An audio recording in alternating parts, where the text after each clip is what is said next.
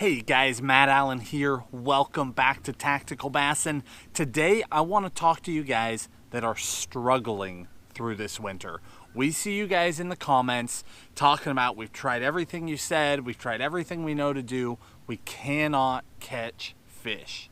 We see you guys. We know that struggle. We have lived that struggle. Anybody who fishes through the cold months has experienced that struggle. They have gone out and blanked. And anybody who tells you they haven't is full of it. The reality is if you fish the cold months long enough, you are going to hit some rough days. So what do? How do you catch fish when nothing is working?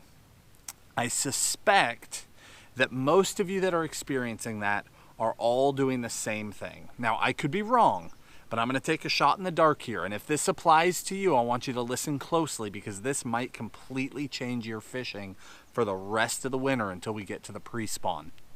You are probably fishing your baits the exact same way that you did in the fall and the summer. And what I mean by that is you're probably still fishing them fairly quickly. You're still working a bait like you're supposed to, shaking a shaky head, hopping a jig, working it through cover. Whatever bait it may be, you're probably still giving it a lot of action, if I had to guess. The solution, here is what I want you to try. Now, bait aside, the presentation is going to be the same. And we've touched on it in recent videos. We've referred to it multiple times over the last month, and that is dragging. You've heard us say that. But I want to elaborate on that. I want to make sure you understand it, and then I'm going to show you a handful of the baits that we use when we're dragging. You can do it with almost anything, but I'll show you some of my confidence baits. You've also heard us using the term dead sticking. It's essentially the same thing. So here's what you're going to do to try and save your winter and actually catch some fish. You are going to move as slow as possible. Now the dead stick and the drag are a little bit different, but the concept is the same. Dead sticking is literally putting a bait out there and not moving it.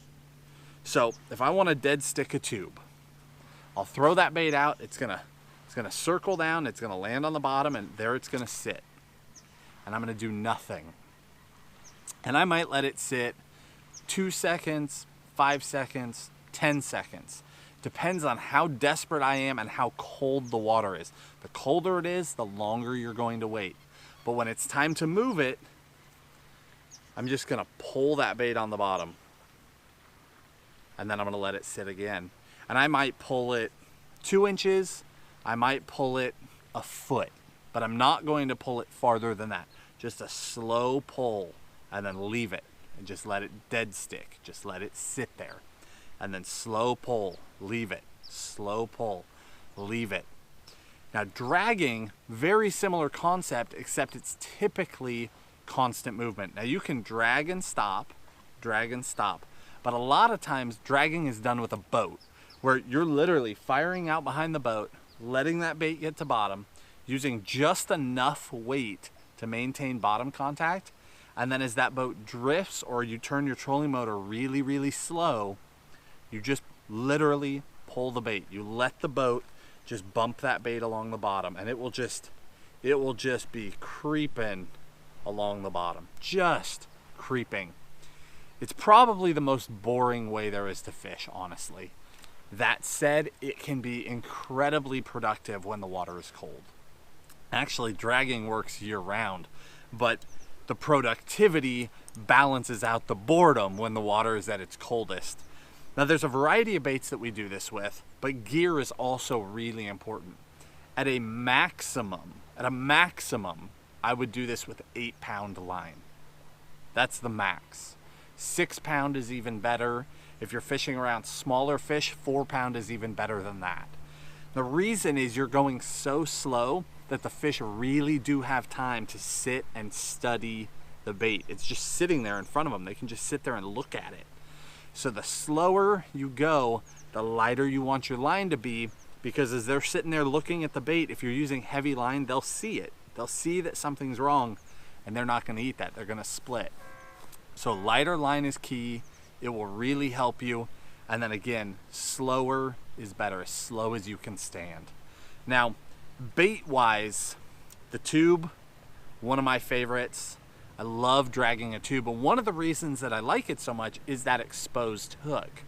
So when the fish do come up and take a shot at that bait, they're going to get that hook.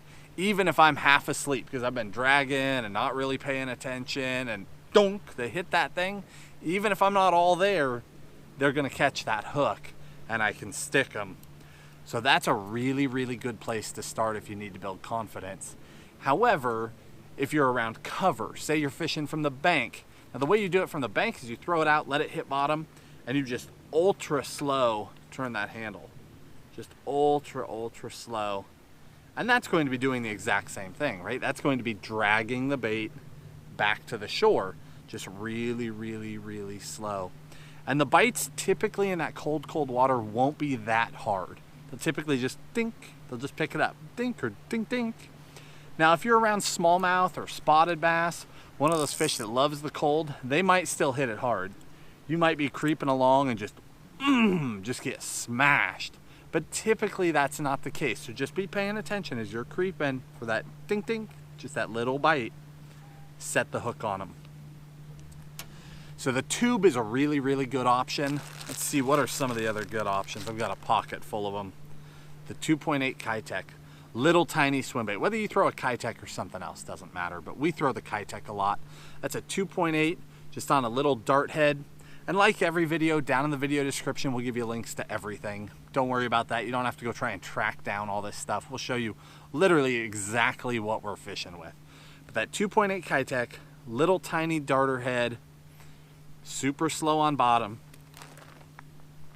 You're creeping that bait along, and that tail is just barely even wagging. I wouldn't even say that it's kicking at that point. It's barely moving.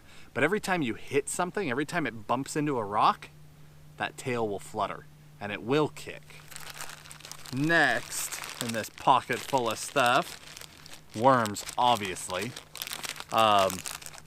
Two of my favorites, both worms that have very minimal action if you're not working them. If you work them, they've got tons of movement.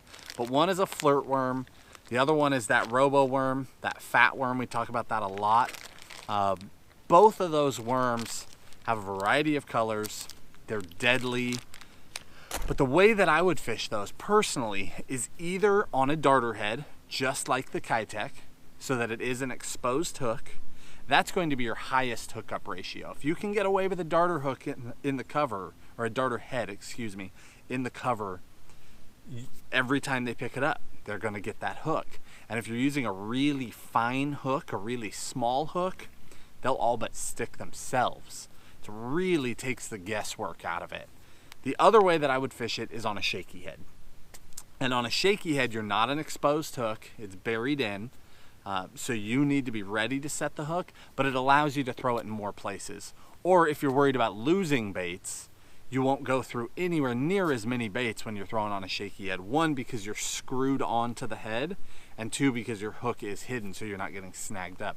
That darter head, you tend to tear up worms and you tend to lose a lot of heads, but your hookup ratio is higher.